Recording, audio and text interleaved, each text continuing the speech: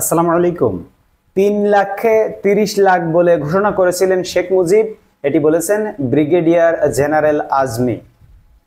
আয়নাঘর থেকে বের হয়ে গণমাধ্যমের সঙ্গে কথা বলেছেন বাংলাদেশ সেনাবাহিনীর সাবেক ব্রিগেডিয়ার জেনারেল আব্দুল্লাহিল আমান আজমি। আজ মঙ্গলবার বেলা 11টার দিকে তিনি ভার্চুয়াল সংবাদ সম্মেলনে উপস্থিত হয়ে বর্ণনা করেন তাকে আটকের দিন কেমন আচরণ করেছিল সাদা পোশাকের বিশেষ বাহিনী, বর্ণনা করেন কিভাবে কাটিয়েছেন আয়নাঘরে। একই সঙ্গে অন্তর্বর্তী সরকারের কাছে বেশ কিছু দাবি তিনি তুলে ধরেন, যেটি আমাদের সকলের শোনা উচিত বলে আমি মনে করি, কারণ দাবিগুলো অত্যন্ত যৌক্তিক।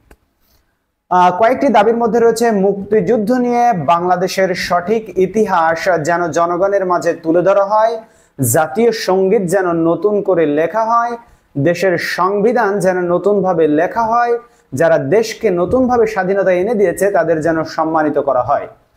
1971 সালে মুক্তিযুদ্ধ নিয়ে ব্রিগেডিয়ার জেনারেল আজমি বলেন, শেখ মুজিবুর রহমান কোন রকম জরিপ ছাড়াই মুক্তিযুদ্ধের শহীদদের সংখ্যা প্রকাশ করেন। একটা যুদ্ধের কত মানুষ মারা গেলেন তার কোনো সঠিক সংখ্যা জাতি এখনো জানে না।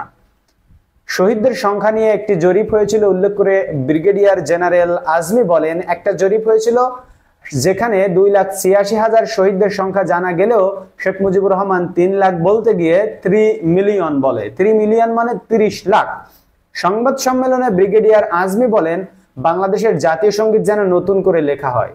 বর্তমানে যে জাতীয় সঙ্গীত চলছে তা করেছিল ভারত।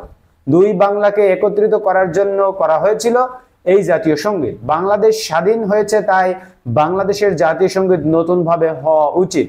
উল্লেখ্য, বাংলাদেশ জামায়াত ইসলামীর সাবেক আমির মরহুম